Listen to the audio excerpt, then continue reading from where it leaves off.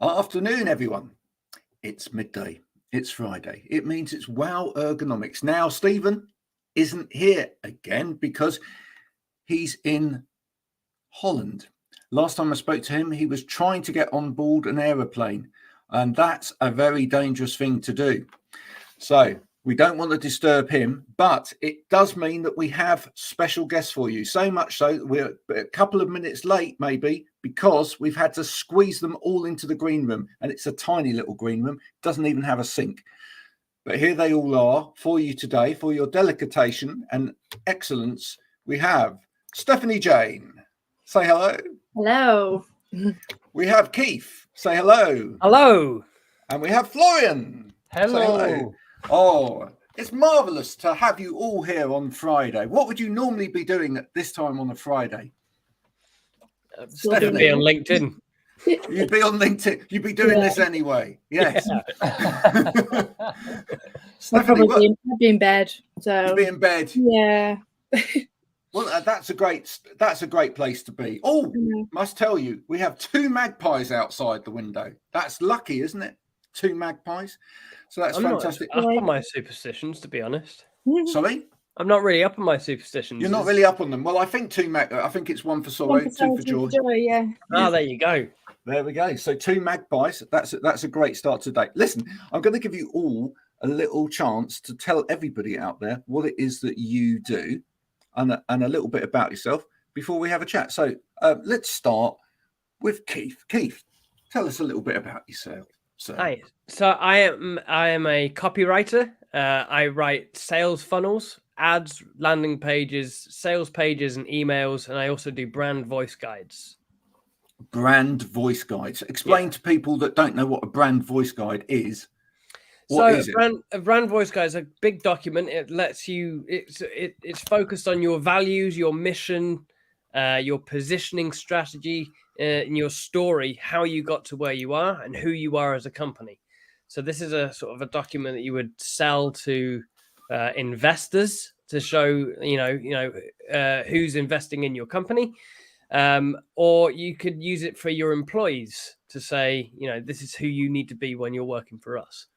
Well, we definitely all need one of those. So today's common link, by the way, to this show, I know it's called Wow Ergonomics, but is words. And we all deal with words. Everybody here deals with words, okay? So, Stephanie, tell us a little bit about you. Well, what do I do? I mainly do graphics. Silly ones mainly on LinkedIn, but I do them for other clients as well, and I do the copy for them too. I freelance. I kind of just fallen into all of this craziness. I'm actually sat in my office. I used to make t-shirts, basically that was my job, and then I started doing copywriting because I was ill for a while, and then and then the whole graphics thing came from nowhere too, and I'm just kind of winging it all and just going along with. I love that. Yeah. And thanks to Una for listening. Hi everybody. Winging it. Yeah. I mean, it's a thing. That's a technical term, by the way, folks. If you didn't understand that, it's something that a lot of freelancers have kind of done over the years, which is to wing it. The English for wing it is I am a professional in this vocation. Yeah. So it's just so that we all understand that. And Florian, tell us a little bit about you. So I'm Florian. I'm based in France. I'm the founder of CheckSub, which is a AI platform allowing any enterprise or video creator to grow their audience. And how are we doing that? It's by adding subtitles for social media. That's one use case. And the other one is to be able to translate any video content with classic subtitles translation, but also with dubbing, automatic dubbing. So you give your English video and we will be able to turn it into French, Spanish, and whatever. And that's an easy way to grow your audience by keeping the same content and not recording everything in every languages. Keith's just disappeared off for a minute because he's gone to get his copy of Beats International. Dub be good for me, because you mentioned the word dubbing. I went to sort out my lighting. Oh, your lighting. Okay, there we go. Right, too bright. So, in terms of, let's just talk a little bit about content on LinkedIn in particular, because all of us found each other on LinkedIn. Where's it going wrong? Because I think some people's content is very vanilla at the moment, very, very vanilla. Where fun anymore, I think, and everyone's a bit uptight about what they're putting out there. I feel like, I don't know, maybe I pushed the bar a little bit too far recently, but I just kind of, whatever's in my head comes out, and then whatever I think I put out there, and everyone seems to react quite well to it. Whereas I think a lot of people on LinkedIn feel a bit like they have to act like a professional, and they can't say certain things, they can't do certain things, they can't use certain words. Well, to be fair, you can't, because you end up with warnings, etc. So yeah, they just feel a bit restricted by rules, I guess. Have any of you actually ever worked for a company where you were told exactly what to say on a social media platform? Anybody? No. It has been known. Let's put it that way. It's something that I know that is going to happen at some point. Someone's going to say, "Okay, I need to hire you to write this," and the difference between that's when you get the difference between a copywriter and a content writer. A content writer will, do blogs and stuff like that, but it's around a topic that the client will be looking for. Whereas what someone who's hiring me should do is more of a consultative thing. I tell them what they need to say so their audience will listen to them. Yeah, let you get on with it. Absolutely. Really? Yeah. So it's a different relationship. Yeah, I don't think that creative element is particularly understood a lot of the time. I think a lot of people are looking for, when they hire someone around words, they're looking for someone to come in and basically write something about their business that they think should be on a piece of A4 paper, that they would put on a brochure and put out there. And the trouble is, what we end up seeing a lot of the time, especially on a platform like LinkedIn, which is a business platform, is we see a lot of basically the same stuff. Well, we see brochures for people's business, but in post form. And it's like, that's exciting. It's one of the problems, I would say. You're saying, like, where are people going wrong? Is you've got plenty of people. I don't want to. I'm obviously not going to name any names or anything, but you get plenty of people who post the same thing every time. They'll say, like, this is who I am. This is how I can help you, and it's the same thing, like, once a day. And yeah, absolutely, stay top of mind. But once you've got that message out there, you've said it. So yes, you do need to promote yourself, and you need to promote yourself all the time, but it doesn't have to be every post. You have to talk about other stuff as well. So that's where the content pillars come in handy. Yeah. Now, Florian, let's talk about subtitling or captioning, because I think actually captioning in video content is incredibly useful for several reasons. And one of the main reasons that I think it's incredibly useful, apart from the fact that it makes that content accessible to everybody, is that actually when you see the words back on the screen from what's actually been said, you kind of understand whether or not what you're saying makes sense. Do you understand what I'm saying by that? Yeah, I see. Yeah, basically, just to make the link about the first conversation, about the thing we say. Video is just a media. So you need good content, whatever the media you are using. Video is very powerful because it's hard to do. We have to be transparent. Video is a hard content. It's way faster to use text, but anyone can copy your text. Anyone can, if you have like a blog post, anyone can take it and put it everywhere. But your face, your creativity, when you think about video, That's something no one can just copy paste. So that's a very important content to invest in, but you have to do it right. And the thing is, everyone wants to say anything, always the same thing, everywhere, etc. So my point is to think about the video like we can call it like pillar content. If you take like the HubSpot expression for inbound, so pillar content will be the video. So you will dig into one problematic, one topic for 1 week, let's say, or 2 weeks. Then you will do the long form video. And after that, you are going to use what you learn in this new topic and use multiple ways to spread your ideas, your content, and that's where you bring value without, hello, Wendy. And like this, you are she not loves us all hard, right? Yes. Marvelous. So that's why I said video is very important. And when you have that, after we can talk about subtitles, because you've got a good content and you deserve to spread it everywhere because you spend time on it. And I don't like to say, just shot a video and say whatever you want, put subtitles, and it will work everywhere. That's not true. And I think we should invest more like this in this kind of workflow. I don't know what's your point. What's your advice about that, Graham? What do you think? And Stephanie, Kate? Yeah. Say that again. Advice on about this workflow. What do you think about this workflow? Do you have any feedback? Did you already use it? You go first, Graham.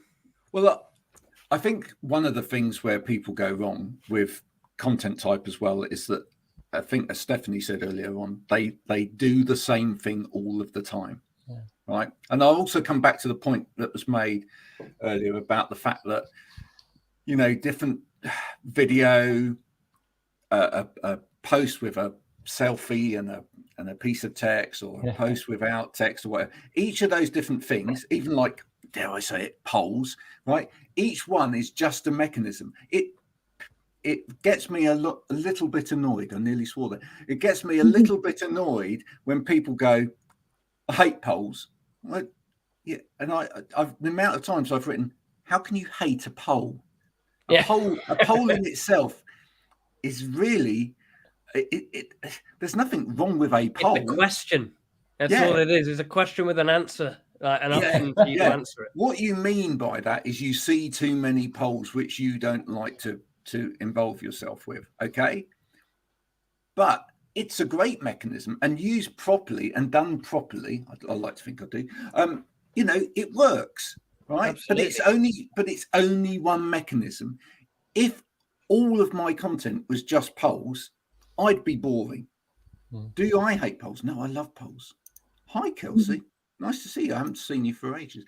But yeah, my content's a mixture. My content's a mixture of, a photo with a bit of text. In terms of mechanism, I do polls every morning. I do video content. I do short form video content, long form video content, all different types of content. Partly because people absorb different types of information differently anyway. We're not all the same. So someone said this morning when I did a post about video, they said, oh yes, video is great because video helps people learn. I said, yeah, but actually it doesn't help everybody learn. It helps some people learn, not everyone. We have to understand the difference in the audience first, right? Because I think that's the really important part. But then we need to think about things like attention span. We do need to think about, are we holding someone's attention? And if we want someone to come into longer form content, an article, a newsletter, a longer video, are we producing any short form content that's going to grab them first and pull them into that long form content? Because if we're not, the likelihood is that anybody saw it. It's not going to happen. If you've got a good hook, then a good hook and a good CTA, whether or not it's long form or short form, it's not irrelevant, but they'll both still work. You know, if you've got the content right. It's Eugene Schwartz said that if he wrote Breakthrough Advertising. Eugene Schwartz said that good copywriting is not written, it's assembled. It's already there. You've got to just put the words, not just the words in the right place, but there's certain ways of saying things that you pop into the right place, and it just grabs people's attention. So that's the so hooks are super important for your content. Oh, we got a lot of people in the house today. Go, Stephanie. Yeah, Stephanie, how do you go about getting a creative hook, if you like, or how do you go about grabbing people's attention? You see, I struggle with this because, like, I do it naturally. I don't kind of stick to any form of framework or think about what I'm doing. I literally just, something happens in the evening and everything comes out of my mind and then spills out onto LinkedIn. And yeah, I don't know. I get myself in trouble a little bit because of it, but I feel like people are building a relationship with me almost, though. Like they kind of like they've got a bit of my sense of humor, and they get to know me and stuff. And I think that in terms of like long form and short form content, if I had more of a relationship with someone, I'd be more tempted to sit and have like more of an attention span to watch like a longer form of content. Do you know what I mean? Don't you think that's part of how you do it, though? Because maybe for me, that's how I do it, is that when I write, I feel like I'm having a conversation with someone. Yeah. And therefore, you know, I mean, someone said to me the other day, they said, "Oh, is this piece of content that I've written good?" And I said, "It's good, but who's it for?" Yeah. And I said, "You haven't. It's like you haven't asked any questions in there. You haven't spoken to anybody there. It's almost like you're just getting the facts down, yeah. And they're strong facts, and you've backed it up, and you've put your kind of, you've told people a call to action, for example, and you've tried to put a hook in the beginning. But there's nothing in there that says, 'Oh, Graham, come and talk to me about this,' or 'I want your opinion on this.'" And this is where I think most good content works. I think good content feels like part of a dialogue. I think good content feels like you want to draw the audience in. Mm-hmm. And it's more relaxed as well. Like it's not as, I think the more formal things put me off a bit more. Like I want to kind of, I know it's not for entertainment, everything that's on LinkedIn, but I kind of want to be entertained a little bit. I want to know something about the person that is doing, like, is writing it. I don't just want to know the information. Yeah. Like it kind of goes back to what we were saying earlier on about varying it up. Like, because when you were saying, Graham, you do like polls, carousels. Like I mix them up: polls, carousels, video content, long form, short form, typed posts, text with selfie, text on its own, etc. Got all kinds of different kind of content. But going back to what Florian was talking about the workflow as well, varying up what you're talking about too. So when I said about pillars, you can have, let's say, 4 content pillars, and you're going to talk about 4 different things. If you talk about one thing for a week at a time, even if you're varying up all of your, if you can Kelsey's content isn't mediocre, by the way. If you can vary up your content in terms of like what you're talking about, then you'll keep. Then you won't bore people. Like if you're talking about like one thing from Monday, Tuesday, Wednesday, Thursday, Friday, move on. They might get bored of that by Wednesday, and then they won't read your Thursday and your Friday content, and they'll just wait for your next post on Monday, which will be about something different. But if you talk about like 5 different things in 1 week, right? So I do posts on copywriting, on people and psychology, on personal content, and I'll try and mix them up each week and do like 2 posts on each. So I'll have like a story from when I was in Vietnam, or talk about one of my friends, as well as talking about how to write good copy, as well as how people think, and that kind of stuff. So I try and mix it up as much as I can. But I have certain types of content which do better in certain ways. Like I do ad rewrites on a Friday, and they're always a carousel. Like if I do people and psychology, it's mostly a video. But before I did them all as text posts with a picture, so I was sort of repurposing some text posts as video content, but with different, content within it, but telling the same story. So yeah, depending on what the content is, when I post it, who it's for, I just like to keep it as different and interesting as I can. Yeah. Wendy said, being yourself is so important. You find the people you want to work with and repel. In my case, no, you don't. You don't repel people. The people it's actually saying that you don't repel. Yeah, it's actually quite important to repel certain people. If you set out your stall from a business point of view, if you set out your stall as to who your ideal client is, in a way, you want to repel the people that are a waste of time for your business. That's important. Very much so. Because otherwise you're in that slipstream of, I'm trying to please everybody, and I just, anybody will do, and then you'll get lots of interest from people who are just going to waste your time. Pointless, absolutely pointless.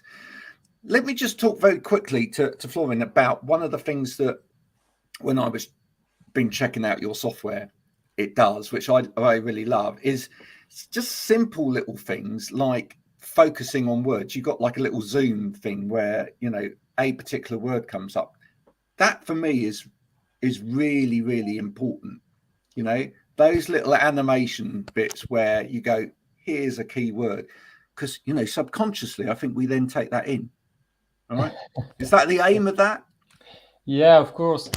The idea is when you create a video, it takes time. So you want to make it shiny. You want to make it very aligned with your personage, we can say, who you are. And because we are doing that for the last 6 years, we really dig into the subtitles animation to let you be able to customize each word. So you can use like theme when you don't have the time. You just apply the theme and boom, you've got a video. And if you want to polish the stuff, and if you want to make a shiny subtitles, put one word to the audience, you can do it very easily without using software like After Effects or stuff, some very difficult software like that. And at the moment, you have no solution to do it yourself if you want to go deeper into a personal animation. So that's the idea. We want to give creativity tools that no one will get. It's like since few weeks, I saw many people using the same animation. At the end, it's boring. Yeah, you've got to keep moving it forward. Yeah, exactly. You see the background, and it's always the same. But people are doing that because they only have the choice for this one, and so you can change the color, but that stays the same. So we want to, like this, we open many doors of creativity, and you can do whatever you want. Wendy said she's been checking out Check Sub as we talk, and it looks mint. But what we're talking about here, guys, is you can go like, and I do copy for, and my name is Stephanie, and the Stephanie sort of fills the screen for a minute and then comes back in here, so that certain messages which we want to get out there to people really, really go in. In a way, that's what we're trying to do with our writing anyway, isn't it? When we write, there's certain parts of the writing where we're wanting to wake the reader back up again. And the thing, if I can add, Graham, it's if you spend time on the ID, because just to come back to the first thing we were talking about, the recording is not the longer part. The longer part, the harder part, is thinking about what you are going to say, how you are going to say. So once you've got the ID, if you just take the iPhone you have or any camera you have, you record yourself, you just get a classic screen recording, And by adding beautiful subtitles, we can say you have something, a very good video at the end, without spending hours, without the need of an editor or anything. And that's the idea. So I don't say just take a camera and say anything. I just say, think about this, what you want to say, the idea, and when you have it, we will simplify the workflow to be able to provide a nice, personalized video for social media. Yeah. Let's talk to Stephanie a minute about this, because I mean, even with graphics, it's like 99.9% of people out there now doing LinkedIn posts use Canva. Hi, Canva. You know, maybe just by mentioning that word there, I should be rich, because now they should be sponsoring the show alongside backup. But who knows? But typically, how many people just go, "Oh, photo, that will do," and then we're going to put this down. Whereas that then lacks personality, right? Because they've put nothing of themselves into that picture. They might not be in that picture. There might be nothing to do with their activity in that picture, etc., etc. So, you know, because to me, it's just about going that extra mile with every single piece of the content. It's the first thing that you see it as well, that the image is the first thing that you see before you obviously you've got your hook at the top, but you're going to see the image first. And if the image doesn't catch your attention, they probably just scroll past it. They're not interested. Yeah. So. Oh, look, I've got a generic picture off of, you know, and the ones that make me laugh the most are with like the little, you know, white drawn figures or whatever holding a, you know, insurance. I've seen that picture a million times. You're just immediately like, okay, you know, it could be a brilliant piece of writing. It could have a great hook. Lost, yeah. It's just lost immediately. It's a bit like I did a thing once on LinkedIn where, you know, the banner at the top of everybody's profile, your profile banner. I made mine as bad as possible, right? And I even, you know, the little video that you do as well. I made my video as dull as I literally sat there in front of the camera and went, "Hello, my name is Graham, and I want you to buy from me." And I just said, "Here, look, I've redone my banner," and I did a nice post about it. I said, "I've redone my banner and my thing." You know, guess what? A load of people went, "Oh, it's brilliant. Great job. It's great job. It's fantastic." It's like, you've not even looked at it. I know you haven't. I know. Yeah. You know, everyone has to agree with everyone on LinkedIn, though. That's the thing. You can't have like an opinion on anything. It has to be a positive thing. Like, you can't say anything. Those posts, those engagement posts. Little quote: "Agree, 2,000 likes." Yeah. It's very true. I mean, it's one of the things that I play with within polls sometimes as well, is that I mess with people's heads a little bit, because I'm really interested in psychology. I'm really interested in things like Q methodology. I'm interested in why people give an answer as much as the answer that they give. And so I've done polls. Like I did one the other day, and I said in the post, I said, "This is a social experiment," right? And in the post, in the poll itself, I got people to vote on something. It had no relation whatsoever to the poll, to the post content. Nothing to do with it whatsoever. And the final one was like, in the poll though, was, "Oh, I've read the thing," and the amount of people that were ticking a box saying like, "I don't understand this." You know, that was one of the options. "I don't understand this. Don't understand this."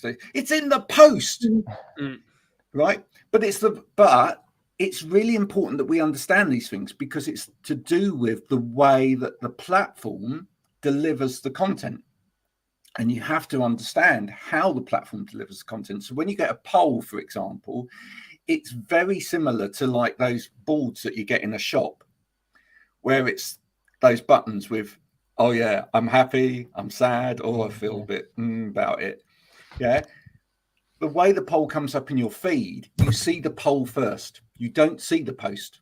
content, you see the poll. So what most people do is they go, oh yeah, I can vote on that. Yeah.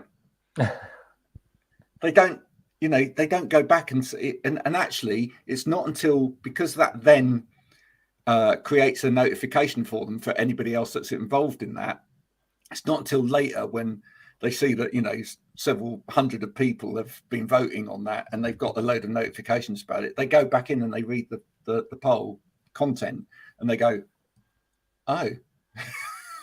That's why I don't put a lot in the posts. Whenever I'm writing a poll, I'll write a little line and then I'll put most of the content in the actual question on the poll. Well, because nobody reads it anyway.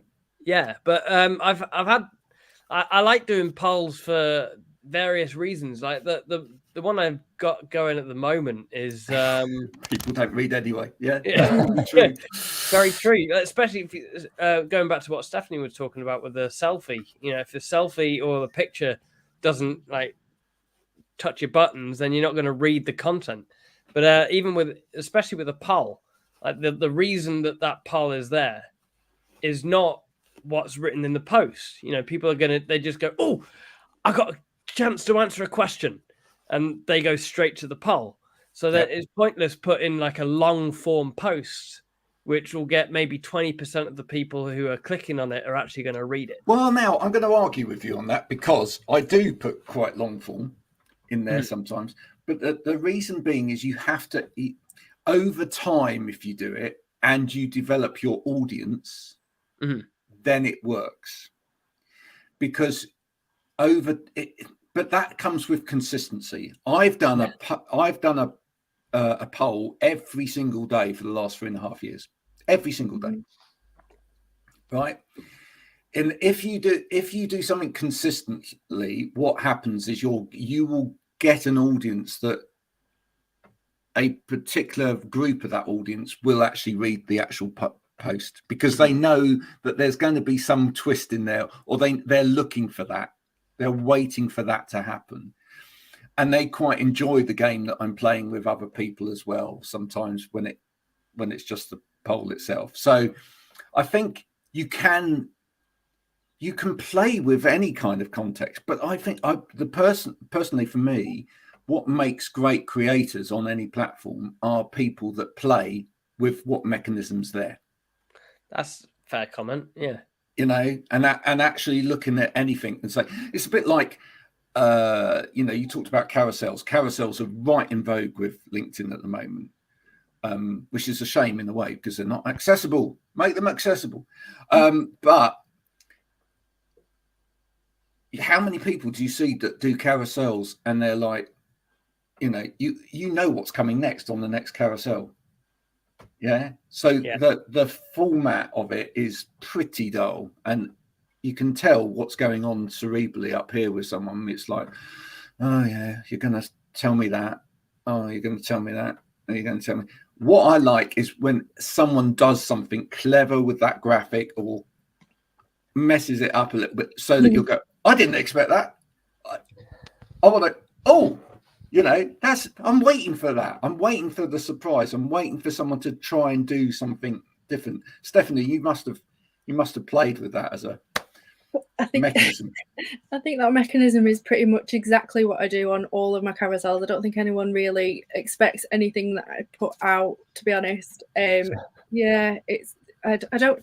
This is my thing though. Like none of it's planned at all. It just kind of happens, and I think that's kind of part of why people like it, because like no one knows what to expect. And to be honest, I don't really know what to expect either. I just put it out there, and people seem to like it. So there you go. Now listen, we're on a show called Wow Ergonomics. We've really mixed things up here, because we although I could talk all day about ergonomics, I invite people into this show to talk about other subjects as well, because it's all relevant. How much do any of you know about ergonomics? Anybody? Not a thing. A lot, no. Okay, all right. So a little bit of word play for you here, or a little bit of kind of word genealogy here. Ergonomics comes from two words, ergo and nomos, which means the law of work. It's Greek. Okay. And so ergonomics, really, we've been struggling as an industry, and this is where I want to pick your brains. over the last few years, the term ergonomic, without the S on the end, the singular, has been stuck in front of absolutely everything that's on the market, right, as an adjective. So suddenly, that's an ergonomic mug. It's actually a nice mug with sausage dogs, because I have a sausage dog. People want to read my newsletter, by the way. It's called Sausage Dogs Are Cute. And we'll talk about that in a minute. But, you know, I can just put the word ergonomic in front of absolutely anything, and suddenly it becomes a special thing. It's a bit like the word artisanal, you know. Oh, those are artisanal beans. You know, oh, they're, you know, they're grown on the land. They're infused with many spices, etc. They did that as an experiment on a program recently, and they took a tin of 22p baked beans, they stuck them in a jar, they literally put a nice label on the front and asked people, how much would you pay for that, how much would you pay for that? 20 people were sort of like 22p, 30p for that, £2.30 for that. It's just unbelievable. It's exactly the same beans. So sticking this word ergonomic in front of things, people suddenly go, oh, that will actually cure me, because it's ergonomic. I'm going to start calling myself an ergonomic copywriter. Yeah, do you know what? We've had that before on this show. Exactly right. So we've got that kind of problem. How do we two things that I'd like to hear from you. How do we convince people that they need to actually make a difference in terms of their health and well-being, in terms of the way that they work? Because we're all good examples of people now that work from home, work in a space that, you know, wasn't necessarily initially set up for working, etc. But that's what we have to do, and we are all going to kill ourselves. That might be a bit of an exaggeration, but we are all going to, you know, develop nasty illnesses, etc.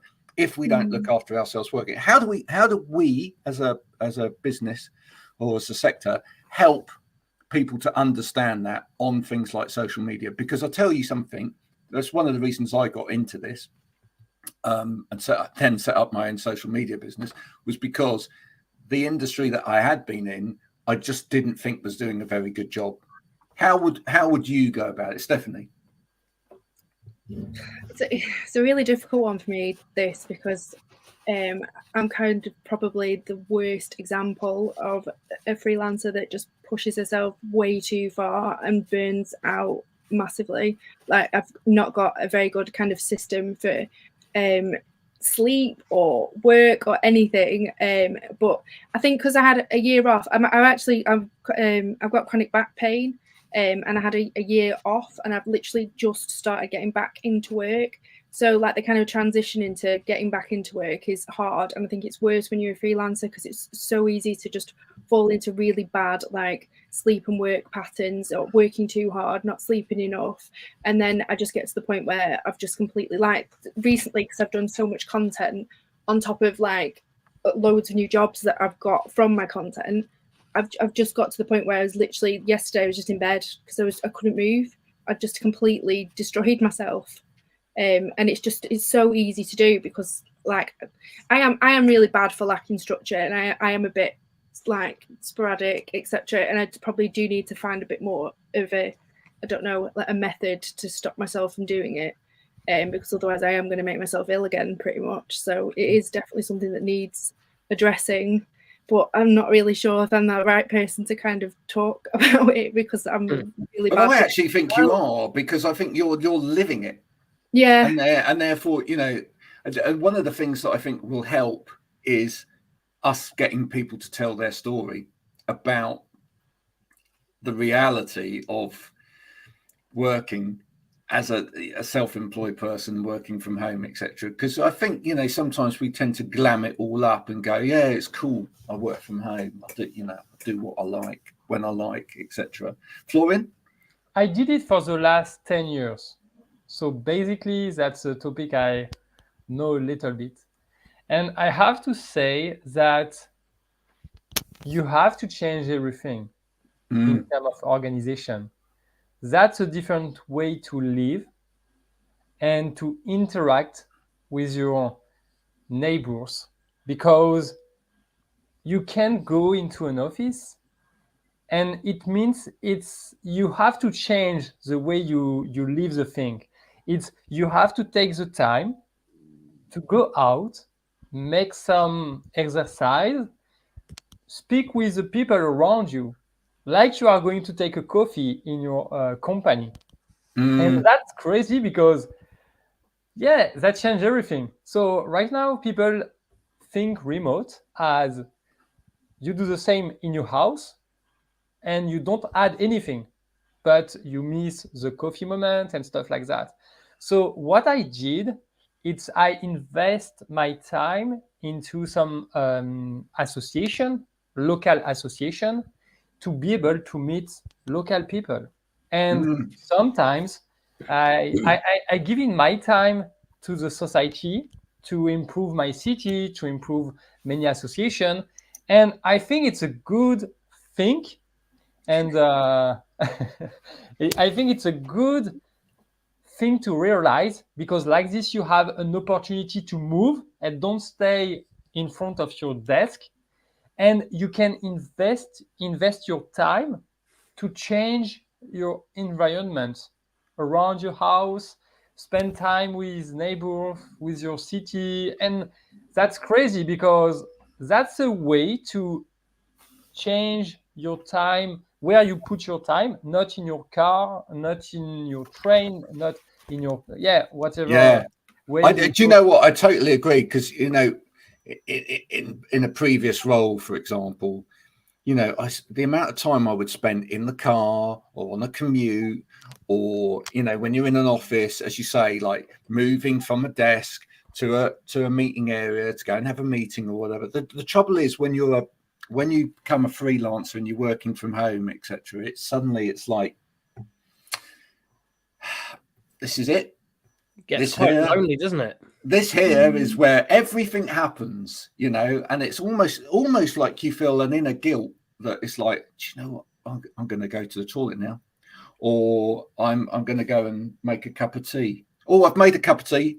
Right. Well, I've made the cup of tea. I'm going to take the cup of tea. I'm going to go back upstairs. I'm going to get back on with stuff. That would just never be part of your day if you were doing the corporate, office-based job, because you'd be thinking, well, I'm moving from here to there, and it's fine. Yeah, it's absolutely everything. It does. Even it gives you some opportunities. For example, that's a quick information. But I decided like 7 years ago, in France, you can be like volunteer as a police officer. So it's a specific way in France. So I spent time to do the training, and I can still do it now. And sometimes I just volunteer to be police officer, specific operation. And that's so different. You are connected with that people. Sounds brilliant. Do they have a special name out there for if you're a special? Do they have a different name? Because it's like gendarme, isn't it, for policemen? I'm testing my French. No, the name is reserve. It's your reserve. Reserve. I love that. You're a reserve. It sounds like you're in the army, doesn't it? Yeah, you are in the army. Basically, I've got a contract with the army. There you go. That's not. Yeah, the idea is just to spend time, and I invest my time for the society. It's for my city, and it's so good. The impact is why so many people lose meaning, and because you are not linked with the people around you. So job, you can do it remotely. That's fine, because like this, now you have more time to invest yourself into your city. And that's so crazy, and that can get a huge impact on the way we organize city. And you only have people not working in association, old people, and that means that every decision is taken by people who are not working and who are some kind of disconnected with other kind of people. So if we can mix everyone together, think about the best idea, it can change everything. Florian, what I'd love to see is for you to get into your police uniform at some point, and just between Stephanie and Keith, produce a nice piece of conversation going in that direction. nice piece of content where you're arresting people for not doing captions. Yeah, you know, can we make that happen? Keith, what about you? What about me? Well, how do we get this over to people that they should stay fit and healthy whilst working from home? You said something earlier on about like you're really into psychology. Now I'm going to throw something at you called the Life Force 8. Have you heard of it? Yes. So the Life Force 8 is I actually post about this like once a week. So Life Force 8 is how human beings are biologically programmed with 8 instinctive needs. And need number 1 is survival, the enjoyment of life, and life extension. And the best way to talk about that, to get people's attention, to really get that point across, is to make them think that they're gonna lack those things. They're gonna die. To say like you're not gonna survive, you're not gonna live for long, you're not gonna have a good life if you're doing this, and this. And then you point out all the stuff that people are doing. So you say, you're sitting still on your chair. Like, especially with me, even like, look at this. I use a workout bench for what I'm sitting on at the moment. And if I'm on that for 9 hours a day, I'm going to wreck my back given not very long, so I try and get myself out on a walk, like for a couple of hours a day if I can.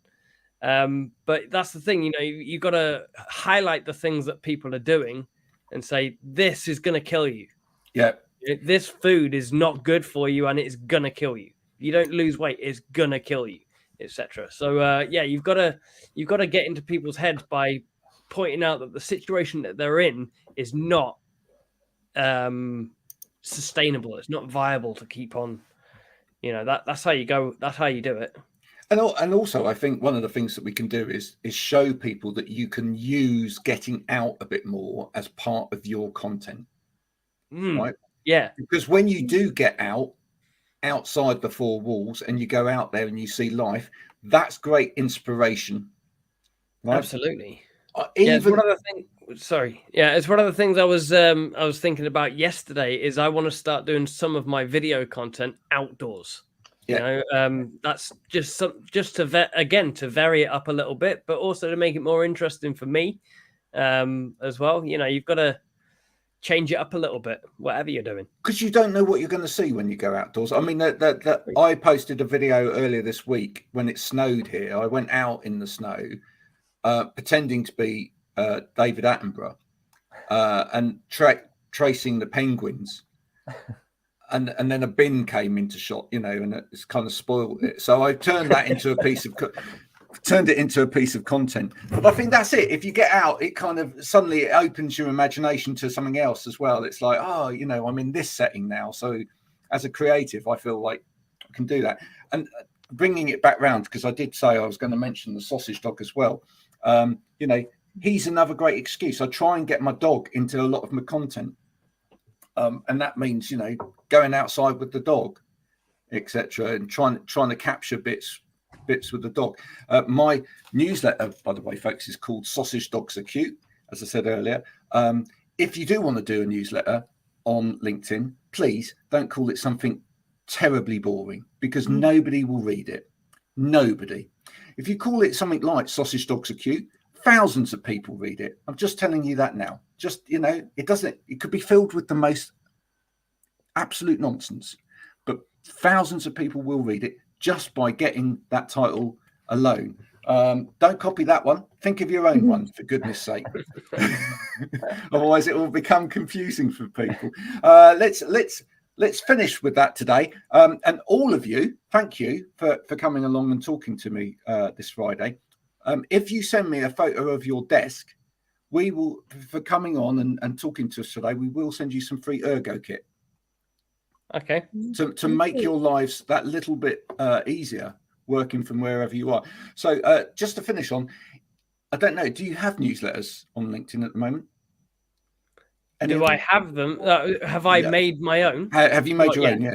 Right. Okay. So just to finish on, if you had to name your newsletter very quickly off the top of your head, just to show how creative you are, what would it be, Florian? Green patat. I don't know why. Green what? Green patat. It's like potatoes in French. Oh, well, that got me. For a start, I'd be intrigued. So I'd want to know what that would be about. Keith, what about you? Right off the top of my head, it would be something about Vietnam, I expect. But good morning. I don't have. Yeah, good morning Vietnam is a bit too cheesy though. I'd think about it for a second. Yeah. Good afternoon with a biscuit, Vietnam. Stephanie, I'm gonna have to say aubergine peen. I know. And I think all of those newsletters should happen. And if they do, you will be reading them because you just want to read those titles, don't you? That's the thing. So look, I hope we've inspired you today, folks, about your content. I hope we've made you think a little bit more about it.